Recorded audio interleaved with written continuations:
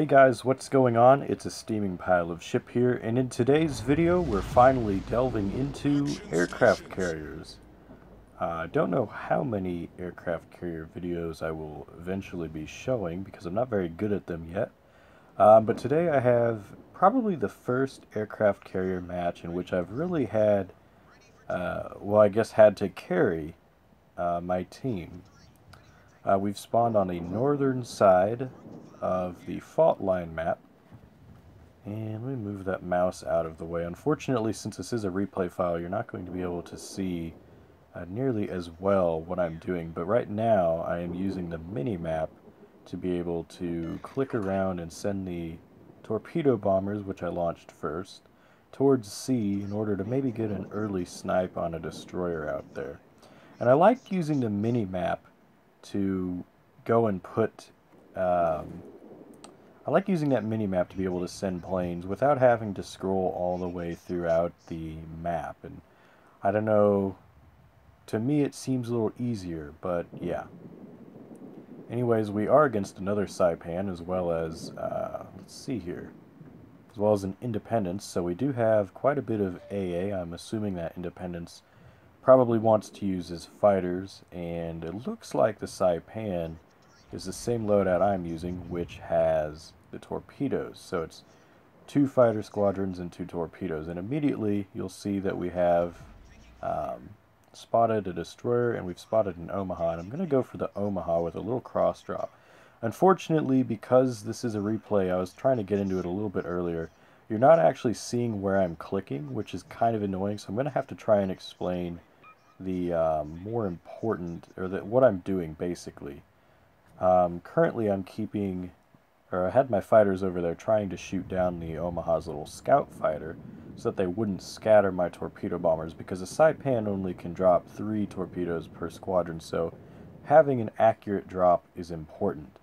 And it does look like the Saipan has the same loadout I have, and it looks like the Independence has the stock strike loadout. I'm telling my team I'm sending fighters. I've already clicked, of course, to send them that way towards the planes that are heading over there. They're going to be too late to intercept them, but of course you can't see where I'm clicking. And again, that's the huge flaw of the replay system. I wish I'd known that before trying to record this. Otherwise, I would probably keep all of my... Every time I play a carrier game, I'd probably try and record it live. Not necessarily with commentary, but at least you could see it. But right now I'm going to try and strafe. And you saw I strafed through that Saipan's original, or that Saipan squadron there, and now I've locked it with Squadron 2, and I'm going to send in Squadron 3 to help finish it off. And any second now, we should have those both shot down. My torpedo bombers are armed, and I'm going to send them back towards, it looks like the same area. Of course, I can't actually see it either, so I kind of have to do a little bit of guesswork, but I might have actually sent them towards C. Now the fighters are taking a little bit of fire. I strafe again, and I only managed to knock out one, which is a bit unfortunate. I just caught him with the edge there. I'm going to immediately strafe out of there to send Squadron number 2 back towards Squadron 3, and hopefully be able to gang up on the other Independence fighters over there. Unfortunately, there's an Atlanta. I didn't see him at the time, and he shot down Squadron 2. I immediately try and strafe through 3, but again, the AA over there is just too strong, so we lose out on all those fighters. Now, I noticed that A has quite a few enemy ships going towards it, and it looks like they're going to overwhelm my team, so I'm trying to get the my actual ship towards C, because it looks like we've got a fairly big blob right here, and I want to hopefully spot whatever is capping. I think there might be a destroyer in there as well. There was that Minakaze earlier. We're going to try and manual drop this Omaha here, and with any luck, yeah, it looks like we should hit him. And we do manage to get the first blood by killing that Omaha, and I didn't have to use the other squadrons, so right now, while this Minakaze is preoccupied with the Emile Bertin, we're going to try and manual drop him since he's inside of his smoke. Now, that's one of the things that's very difficult with Saipan to do is manual drop in smoke because you only have 3 torpedoes, so it's much easier to hit targets inside smoke if you have more torpedoes to hit them with. And so unfortunately, it looks like I'm not actually going to hit him with those torpedoes there. But the Emil Bertin should be moving in and should be able to either scare the Minakaze out or hydro him if he's using hydro. And he probably is since he's tier 5, because I don't think tier 5 ships have access to defensive fire. I am sending my fighters back towards the middle of the map, it looks like, since there are quite a few bombers in that area. And there are torpedo bombers of my friendly Ryujo here, so I kind of want to try and help protect him from the Saipan as well as the Independence fighters. So that's my idea there, most likely. Again, I can't see where I'm clicking either, which makes this replay a little bit harder to do a commentary on, but yeah.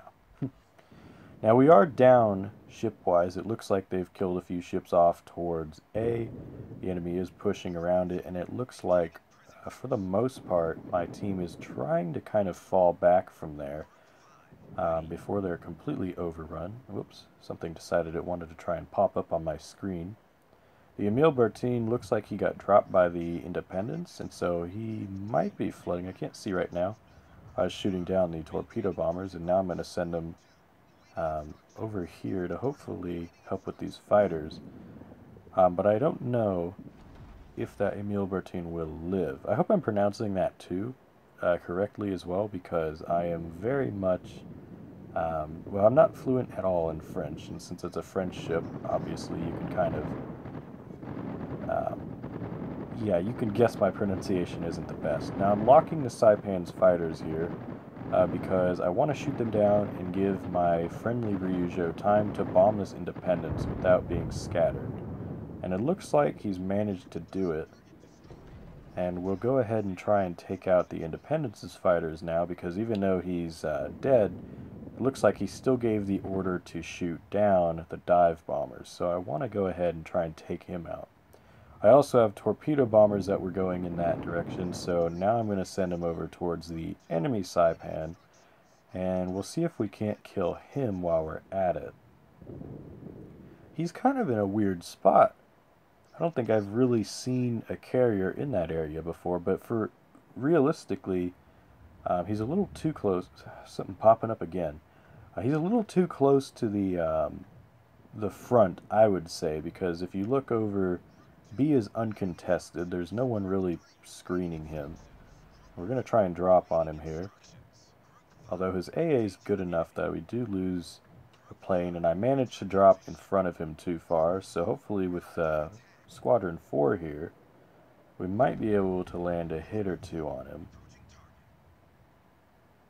This again, oh, those might have dropped too close. Yeah, those dropped too close. I'm not very good at carriers yet, guys. I said that at the beginning. But anyways, it is a learning experience, and we are bringing the fighters over here to try and shoot down these torpedo bombers, and we managed to shoot down one of the squadrons. We almost have the second one down, and pretty soon we're going to get our fighters out of there before they start losing planes from their squad. Now, the friendly Ryujo does manage to do what I couldn't, and he kills the enemy Saipan, which is very nice because the Saipan was obviously a huge threat to both of our AA. So it's nice to have both carriers down now. It gives our team a very, very needed advantage in terms of vision, in terms of striking capability. And when you see, you know, again, you look at the map, it looks like our carrier, the other carrier, is going to die fairly soon. He's pretty much... well, he's pretty much caught with his pants down, so yeah. What this gives us, basically, we don't have to worry about enemy fighters. We don't have to worry about their, you know, them attacking teammates. All we have to worry about now is essentially spotting enemies, as well as striking other battleships, cruisers, things like that. So that's handy. And right now, you see, I really haven't done a heck of a lot to help out my team yet, but that's going to start changing fairly soon. Now, I am sending my carrier towards C, And the reason I'm doing that is pretty much like the other Saipan was at A. C is probably going to be the safest area for me to be fairly soon. Now, we did just lose our friendly carrier, and I am going to be sending these torpedo bombers to help out over here against this Dunkirk, as well as any ships that are in that area. And we do want to move. I've had this fighter over the smoke cloud trying to potentially spot there was a destroyer in there. I think he might have left, though. No, he was still on the mini-map. So I've been trying to spot him with that when his smoke screen leaves. But there is a Scharnhorst, so we are starting to lose planes. We are moving in. We're trying to get this Dunkirk. You can see my planes are kind of doing that weird, annoying thing where they just kind of circle a bunch. And I would guess that's where I was trying to manually drop a little too close after it was already in the area. And you see they're scattering because of the little fighters. We will hit with one of those, and it caused flooding, so that's good. And it looks like we're going to hit another with the other squadron. And we'll take him out, finally. Finally helping out our team a little bit more than just shooting down other planes and manually dropping too close to a carrier. But that's going to really help out our Nagato as he flees. And you'll look at the score, the enemy team is up by points and ships, so we really need to start making some plays here. We are going to try and hopefully shoot down some of these fighters here. Hopefully those will help not only if I need to attack the area, it'll make it so that I don't have fighters scattering my planes, but it will also hopefully make it so that if that Nagato manages to round this island, he won't be spotted. I don't know what the Nagato air detection range is, but if he manages to get around this island that he's kind of slowly heading for, hopefully the planes won't be able to spot him. Now, we did just kill a couple ships, but also lost a ship too, so really the enemy is still fairly forward in terms of points.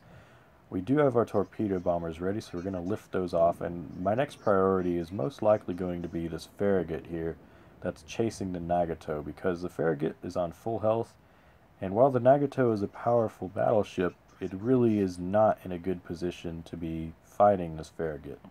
Now we're bringing the fighter squadron over here to try and spot any torpedoes that he's launching, and as you see, I've managed to do exactly that.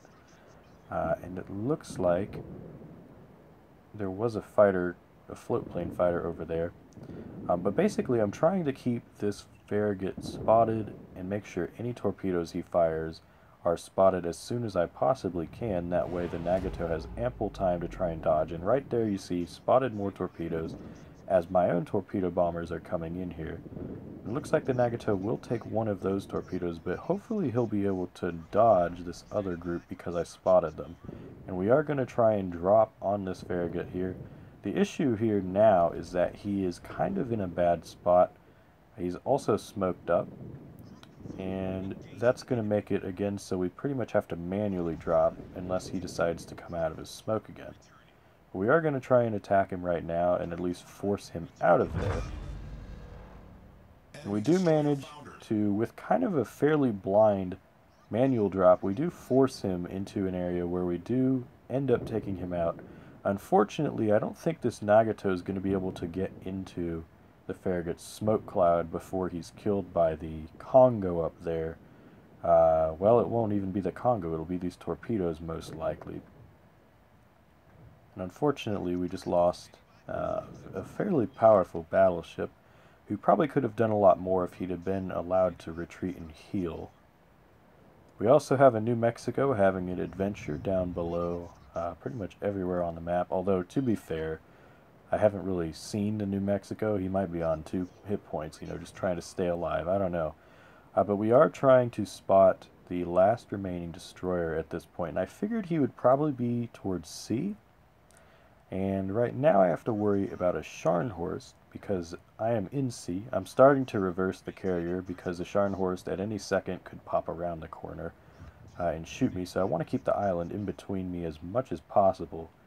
So we're going to send Squadron 4 and 5 over to the Scharnhorst, while at the same time trying to keep our fighters near the Allied battleships to hopefully spot any torpedoes that might be heading their way. Obviously, there's no enemy aircraft that they need to worry about, but destroyers will still be firing at them with torpedoes.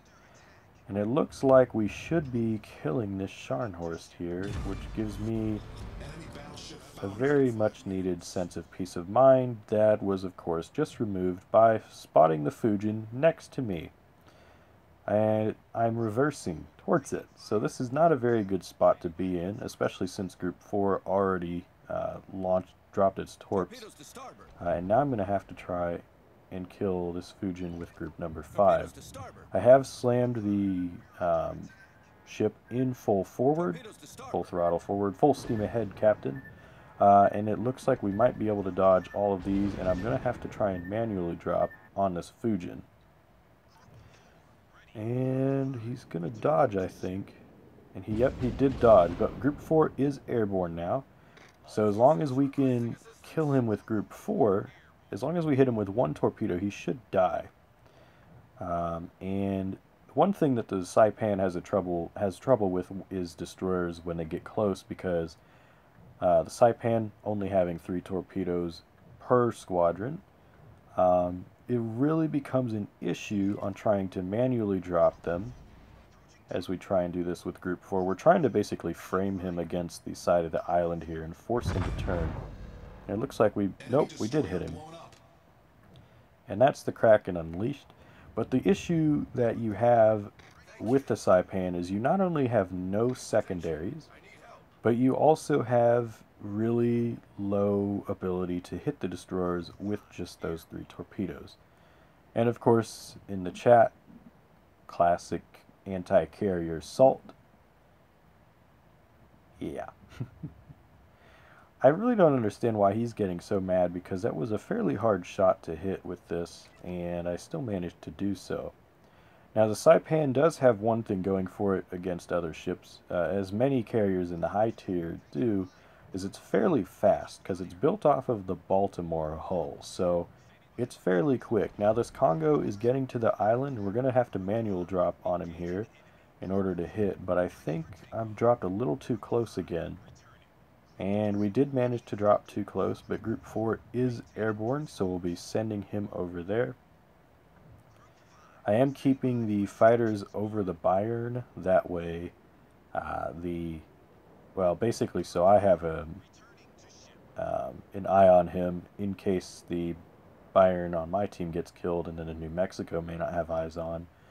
We are going to, as I said, we're sending in Squadron 4. Again, the little destroyer was saying that there's no skill involved, and of course, manual drop says there was. And let's go ahead. One of my teammates is calling is unlucky. We're going to try and manual drop again, I believe, right there. And you want to stay unlucky, and we'll go ahead and call it right there. Unfortunately for the Congo, he was doing fairly well to try and go ahead and capture C and then maybe even kill me, but I managed to detonate him with 2 torpedoes. So now it's just the enemy Bayern over here versus 2 Tier 6 battleships. One, of course, is a Bayern, and the other is a New Mexico. And he's taking some shots, but the Bayern is fairly tanky, and he is behind the island, and I had the fighters over him earlier, but then I wanted to make sure that the Congo remained spotted. So I brought them back over towards me, and also since I was attacking him, I knew he could potentially have a float plane that I wanted to be able to shoot down just in case. I don't think Congo gets fighters, but you know. Anyways, we're bringing them over here now to do the same thing, make sure that if there is a fighter, we're going to go ahead and shoot it down in preparation for our torpedo bombers coming in. And of course, since he is behind the island, I wanted to make sure we spotted him. And there's only 43 seconds left to this match. We did just lose 1 torpedo bomber squad, and the enemy Bayern has been taking a lot of hits. I did try and drop on him, but again, it looks like I got a little too close and then changed the drop angle, and then they didn't drop, so we'll try again. Looks like they're in the water now, and we get the last kill. So anyways, not the most damage, but I think you'll agree with me when I say that that was probably Well, not to brag too much, but I definitely did my part that match, and again, this was probably the first match where I've really done a lot to turn around the course of a battle that could have easily become a defeat. But we did do 120,000 damage with 14 torpedo hits. We shot down 31 planes. Now, for Saipan, that really isn't a lot because Saipan is very well known for being extremely good to the point that it's overpowered at shooting down other planes. And you have to remember that there were two enemy carriers in this match, so 31 planes really is not that much, especially when you consider I also shot down float planes. But I really didn't spend a lot of time shooting down planes because we killed their carriers fairly early in the match. I did kill 7 ships, and we managed to defend the cap a little bit. Not a lot of floodings, though. I hit a lot of the belt armor of ships, which made it so I didn't do a lot of flooding damage. This was, I think, the first win of the day, and at the time, I think it was when we had the, like, double XP weekend or whatever, so first win of the day had a lot of experience to be earned, and with flags and whatnot, you know how it goes. Anyways, we did top the team. We got 2,053 base experience, which does not seem like a lot, and it really isn't. But remember, the CV economy is apparently pretty bad, and we didn't do a lot of damage, but the exciting part was the fact that we made this a victory from a defeat. So we got the first blood, we got Confederate, Kraken Unleashed, and 2 devastating strikes, so that's always fun. Going to the damage done, again, almost all of the damage we did, 118,000, almost all of the damage was done by the torpedoes, with just a tiny bit done by flooding. Again, we didn't start many floods, so that made it really hard to get a lot of damage over time, especially since we don't have dive bombers, which thank goodness we don't on this loadout, because the Saipan is already strong enough if I can do this, and I'm very bad at carriers, so keep that in mind. If I was able to do this, Saipan's got to be a little bit good, right? We did lose 13 fighters and 6 torpedo bombers, but remember, I made a lot of mistakes with the fighters earlier, flying over enemy anti-aircraft, such as that Atlanta, and we also, again, keep in mind, the strafes, we were really messing up too on some of those. We kind of kept our fighters in areas we didn't need them to be, especially when we were spotting as well. We did lose 6 torpedo bombers as well, which is actually pretty good. But remember, again, we killed their aircraft carriers fairly quickly, so I didn't have to worry about the fighters as much. Going up here, since this is a carrier game, the Congo was, of course, the biggest chunk of damage because I detonated him. The Omaha, we pretty much deleted as well. The Dunkirk, we finished him off, which was really helpful for the Nagato for a little bit. The Byron finished him as well. The Farragut was nice because it was probably about half of his health that we took off, and I think this is the Minikaza here, unfortunately, or the Fujin or whatever he was. Unfortunately, because this is a screenshot, I can't scroll past it. The Scharnhorst, we just managed to basically secure the kill before he would kill me, so yeah. Finally, moving on. Oh, I should mention spotting. We did a little bit of damage from spotting, but it wasn't too much because when we really started to get into the game, it was when a lot of our ships were spread out and there were a lot of battleships on the enemy team left, so yeah, they were pretty much spotted already. Finally, moving on to the credits and experience. 403,000 silver, or credits. I play World of Tanks, so it's also silver to me. The free experience, again, keep in mind I have flags and I have camo and 200% win bonus, so keep all of this in mind. The free XP was 2,600, almost 2,700, and we did manage to get 10,700 experience on the ship itself, and a nice chunk of captain experience too. So let's go on to the build. So here we are back in port, and I'm going to try and go quickly because this is already a really long video. But we'll start off with the consumables, and since you're only a tier 7 carrier, you only get damage control party to choose from. So go ahead and get that premium, because even though you're a carrier and you're not supposed to take damage, you will have those moments where you just get surprised by a destroyer, and it's always nice to have the extra damage control party too. Anyways, moving on to upgrades, and in full disclosure, again, I'm not very good at carriers, so Don't take this as, you know, the word of God, basically, but this is what I use. And this is Air Groups Mod 1. It'll help out with the DPS of your plane, or of your aircraft guns, rather. Yeah, well, that would just be your planes. So I think that counts for both fighters and bombers that have tail gunners.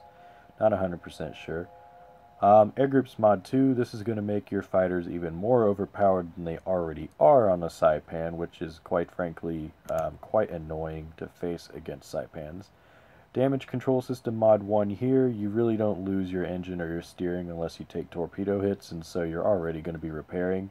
And finally, in the fourth slot, Damage Control System Mod 2 to really help mitigate the time that you are on fire. If the destroyers or whatever spots you and they set you on fire, you may be able to, you know, keep yourself from having to burn that damage control party in case you'll take floods. And that's, of course, really handy for when you get under attack by enemy carriers as well.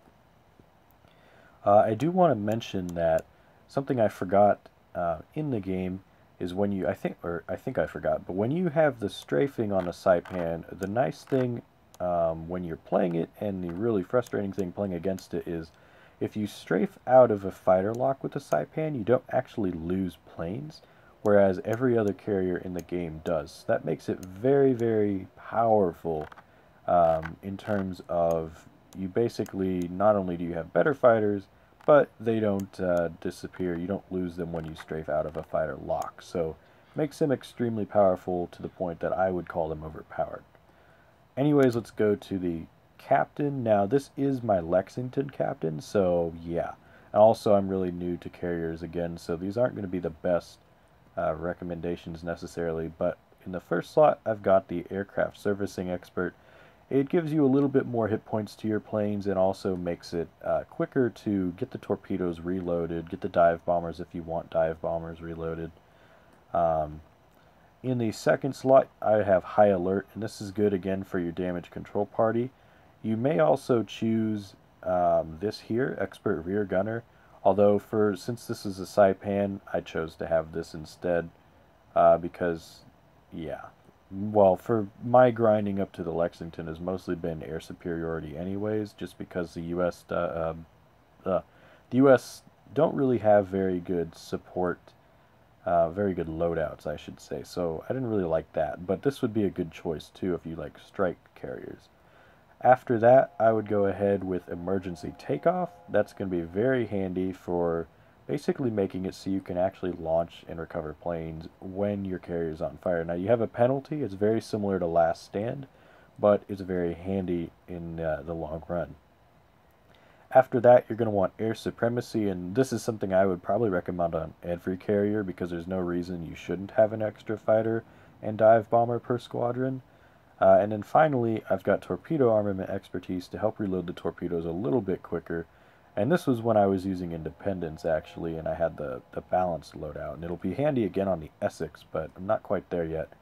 And after that, I would probably go for Concealment Expert to try and help out in these high tier. Let's see real quick. Again, I'm trying to not run over, you know, too long of a video, so I apologize. But let's go ahead and look at Midway, because this is where you'll probably eventually want to end up. And you're detected from 18 and almost a half kilometer from the sea and 18 kilometers from the air. So having Concealment Expert will be really handy on pretty much any carrier in the high tiers. One thing I do realize I just forgot, you do have another loadout. I didn't show it, obviously, in this video, but there is another loadout where you get 3 fighter squadrons and a dive bomber squadron. We'll go ahead and mount that just to show you how that looks. The aircraft do have, the dive bomber squadron has, with air supremacy, you have 9 bombers in this one squadron. So it's very, very powerful, and you also don't ever need to manual drop with them because the manual drop circle is the same size as the automatic drop. So they're pretty much fire and forget, so to speak. But again, I like the torpedo bombers, and that's the ones that we used. I will say you only have 48 planes in the hangar, which does make it very important that you don't lose them by throwing them away at AA. But other than that, I mean, the Saipan really doesn't have too much trouble. Again, it's pretty overpowered.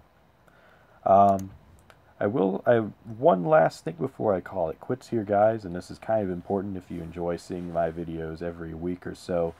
I'm not 100% sure if I'm going to be able to keep up with the, one video a week. Where I'm at right now, the internet kind of sucks.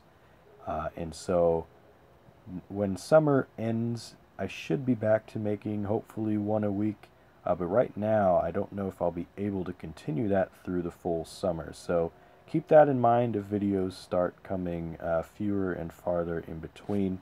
I do have plenty for, I think I have enough for 3 or 4 more videos, so hopefully we'll have at least a month's worth of videos every week going, but after that I have no clue. So anyways, thank you guys for watching, because this has probably been one of the longest videos I've ever had, and I hope you guys enjoyed one of my favorite, one of the best games I've played in a carrier so far. Again, I'm not very good. I've only got about 250 games under my belt, but I hope you guys enjoyed watching one of my favorite games, and I will catch you next time. This is a Steaming Pile of Ship, signing off.